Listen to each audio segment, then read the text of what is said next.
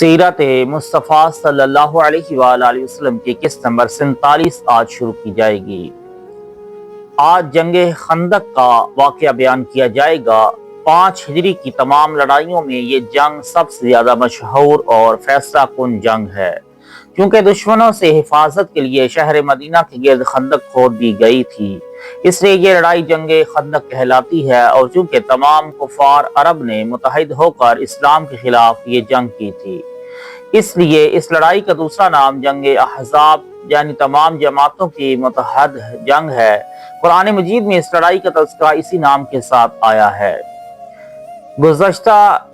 پیچھے گزر چکا کہ قبیلہ بنو نذیر کے یہودی جب مدینہ سے نکال دیے گئے تو ان میں سے یہودیوں کے چند روسا خیبر میں جا کر آباد ہو گئے، اور خیبر کے یہودیوں نے ان لوگوں کو اتنا اعزاز و اکرام کیا کہ سلام بن الحقیق، وحی بن اخطب و کنابہ بن الربی کو اپنا سردار مان لیا۔ یہ لوگ چونکہ مسلمانوں کے خلاف غیظ و غضب میں بھرے ہوئے تھے اور انتقام کی آگ ان کے سینوں میں دہک رہی تھی، اس لیے ان لوگوں نے مدینہ پر ایک زبردست حملہ کی اسکیم بنائی۔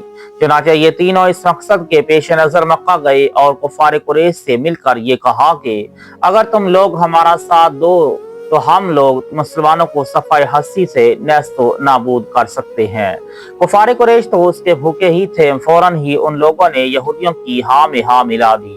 کفار قریش سے ساز باز کر لینے کے بعد ان تینوں یہودیوں نے قبیلہ بنو غطفان کا رخ کیا اور خیبر کی آدھی آمدنی دینے کا لالچ دے کر ان لوگوں کو بھی مسلمانوں کے خلاف جنگ کرنے کے لیے آمادہ کر لیا۔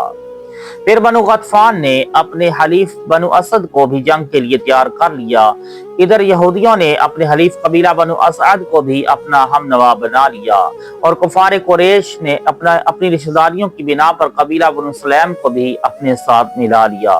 غرض اسی طرح تمام قبائل عرب کے کفار نے مل جل کر ایک لشکر جرار تیار کر لیا، جس کی تعداد 10,000 تھی، اور ابو سفیان اس پورے لشکر کا سپہ سالار بن گیا۔ جب قبائل عرب کے تمام کافروں کے اس گٹھ جوڑ اور خوفناک حملہ کی خبریں مدینہ منورہ پہنچی تو حضور اقدس صلی اللہ علیہ وآلہ وسلم نے اپنے اصحاب کو جمع فرما کر مشورہ فرمایا کہ اس حملہ کا مقابلہ کس طرح کیا جائے۔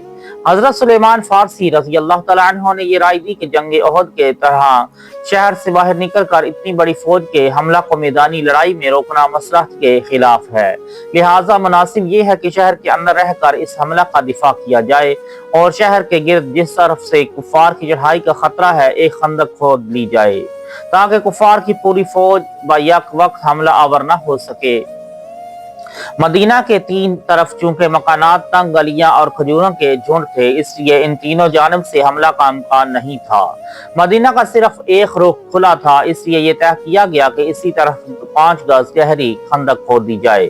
چنانچہ 8 ذی القعدہ 5 ہجری کو حضور صلی اللہ علیہ وآلہ وسلم 3,000 صحابہ کرام کو ساتھ لے کر خندق کھودنے میں مصروف ہو گئے۔ حضور نبی رحمت صلی اللہ علیہ وآلہ وسلم نے جب خود اپنے دستے مبارک سے خندق کی حد بندی فرمائی اور 10 آدمیوں پر 10 گز زمین تقسیم فرما دی، اور تقریباً 20 دن میں یہ خندق تیار ہو گئی۔ حضرت انس رضی اللہ تعالیٰ عنہ کا بیان ہے کہ حضور صلی اللہ علیہ وآلہ وسلم خندق کے پاس تشریف لائے، اور جب یہ دیکھا کہ انصار و مہاجرین کڑکڑاتے ہوئے جاڑے کے موسم میں صبح کے وقت کئی فاقوں کے باوجود جوش و خروش کے ساتھ خندق کھودنے میں مشغول ہیں، تو تنہائی متاثر ہو کر آپ نے یہ رجز پڑھنا شروع کر دی: اے اللہ، بلا شبہ زندگی تو بس آخرت کی زندگی ہے، لہٰذا تو انصار و مہاجرین کو بخش دے۔ اس کے جواب میں انصار مہاجرین نے آواز ملا کر یہ پڑھنا شروع کر دیا کہ ہم وہ لوگ ہیں جنہوں نے جہاد پر حضرت محمد صلی اللہ علیہ وآلہ وسلم کی بیعت کر لی ہے، جب تک ہم زندہ رہیں ہمیشہ ہمیشہ کے لیے۔ حضرت براء بن عازب رضی اللہ تعالیٰ عنہ کہتے ہیں کہ حضور صلی اللہ علیہ وآلہ وسلم خود بھی خندق کھودتے اور مٹی اٹھا اٹھا کر پھینکتے تھے، یہاں تک کہ آپ کے شکم مبارک پر غبار کی تہ جم گئی تھی، اور مٹی اٹھاتے ہوئے صحابہ کو جوش دلانے کے لیے رجز کے یہ شعر پڑھتے تھے کہ اللہ کی قسم، اگر اللہ کا فضل نہ ہوتا تو ہم ہدایت نہ پاتے اور نہ صدقہ دیتے نہ نماز پڑھتے، لہٰذا اے اللہ تو ہم پر قلبی اطمینان اتار دے اور جنگ کے وقت ہم کو ثابت قدم رکھ۔ یقیناً ان کافروں نے ہم پر ظلم کیا ہے، اور جب بھی لوگوں نے فتنہ کا ارادہ کیا تو ہم لوگوں نے انکار کر دیا۔ لفظ ابینا حضور صلی اللہ علیہ وآلہ وسلم بار بار بتکرار بلند آواز سے دہراتے تھے۔ ایک عجیب چٹان۔ حضرت جابر رضی اللہ تعالی عنہ نے بیان فرمایا کہ خندق ہوتے وقت ناگہاں ایک ایسی چٹان نمودار ہو گئی جو کسی سے بھی نہیں ٹوٹتی۔ جب ہم نے بارگاہ رسالت میں یہ ماجرا عرض کیا تو آپ اٹھے۔ 3 دن کا فاقہ تھا اور شکم مبارک پر پتھر بندھا ہوا تھا۔ آپ نے اپنے دستے مبارک سے بھاوڑا مارا تو وہ چٹان ریت کے بھرے بھرے پیلے کی طرح بکھر گئی۔ اور ایک روایت یہ ہے کہ آپ نے اس چٹان پر 3 مرتبہ بھاوڑا مارا، ہر ضرب پر اس میں سے ایک روشنی نکلتی تھی، اور اس روشنی میں آپ نے شام و ایران اور یمن کے شہروں کو دیکھ لیا اور ان تینوں ملکوں کے فتح ہونے کی صحابہ کرام کو بشارت دی۔ اور نسائی کی روایت میں ہے کہ آپ نے مدائن کسرا و مدائن قیصر و مدائن حبشہ کی فتوحات کا اعلان فرمایا۔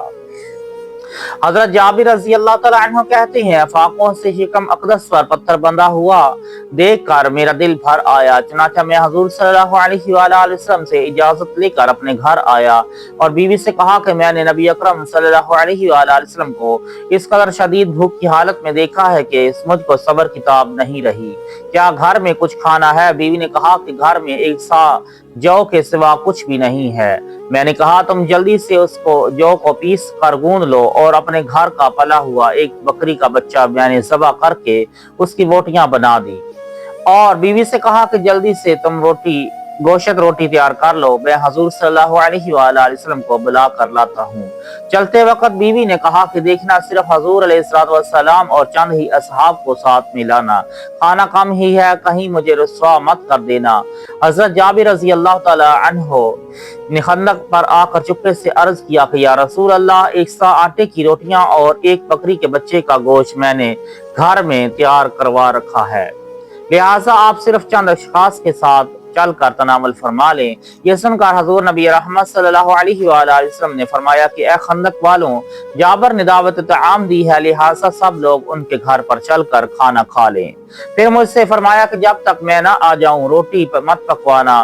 چنانچہ جب حضور نبی رحمت صلی اللہ علیہ وآلہ وسلم تشریف لائے تو گندے ہوئے آٹے میں اپنا لعاب دہن ڈال کر برکت کی دعا فرمائی، اور گوشت کی ہانڈی میں بھی اپنا لعاب دہن ڈال دیا، پھر روٹی پکانے کا حکم دیا اور یہ فرمایا کہ ہانڈی چولہے سے نہ اتاری جائے۔ پھر روٹی پکنی شروع ہوئی اور ہانڈی میں سے حضرت جابر رضی اللہ تعالی عنہ کی بیوی نے گوشت نکال کر دینا شروع کیا۔ 1000 آدمیوں نے آسودہ ہو کر کھانا کھا لیا، مگر گوندا ہوا آٹا جتنا پہلے تھا اتنا ہی رہ گیا اور ہانڈی چولہے پر بدستور جوش مارتی رہی۔ اسی طرح ایک لڑکی اپنے ہاتھ میں کچھ کھجوریں لے کر آئی۔ حضور نبی رحمت صلی اللہ علیہ وآلہ وسلم نے پوچھا کہ یہ کیا ہے؟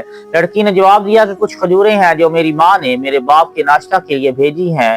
آپ نے ان کھجوروں کو اپنے دستے مبارک میں لے کر ایک کپڑے پر بکھیر دیا اور تمام اہل خندق کو بلا کر فرمایا کہ خوب سیر ہو کر کھاؤ۔ چنانچہ تمام خندق والوں نے شکم سیر ہو کر ان کھجوروں کو کھایا۔ یہ دونوں واقعات حضور سرور کائنات صلی اللہ علیہ وآلہ وسلم کے معجزات میں سے ہیں۔ حضور اقدس صلی اللہ علیہ وآلہ وسلم نے خندق تیار ہو جانے کے بعد عورتوں اور بچوں کو مدینہ کے محفوظ قلعوں میں جمع فرما دیا اور مدینہ پر حضرت ابن مختوم رضی اللہ تعالی عنہ کو اپنا خلیفہ بنا کر 3000 انصار و مہاجرین کی فوج کے ساتھ مدینہ سے نکل کر صلعہ پہاڑ کے دامن میں ٹھہرے۔ صلعہ آپ کی پشت پر تھا اور آپ کے سامنے خندق تھی۔ مہاجرین کا جھنڈا حضرت زید بن حارثہ کے ہاتھ میں دیا اور انصار کا علمبردار حضرت سعد بن عبادہ رضی اللہ تعالی عنہ کو بنایا۔ کفار کا حملہ کفار قریش اور ان کے اتحادیوں نے 10,000 کے لشکر کے ساتھ مسلمانوں پر حملہ بول دیا اور 3 طرف سے کافروں کا لشکر اس زور و شور کے ساتھ مدینہ پر امٹ پڑا کہ شہر کی فضا میں گرد و غبار کا طوفان اٹھ گیا۔ اس خوفناک چڑھائی اور لشکر کفار کے دل بادل کی مارکہ آرائی کا نقشہ قرآن کی زبانی سنیے۔ اذا جاؤوک من فوقہم ومن اسفل منکم وزاغت الابصار وبلغت القلوب الحناجر وتظنون باللہ الظنون ہنالک ابتلی المؤمنون وزلزلوا زلزالا شدیدا۔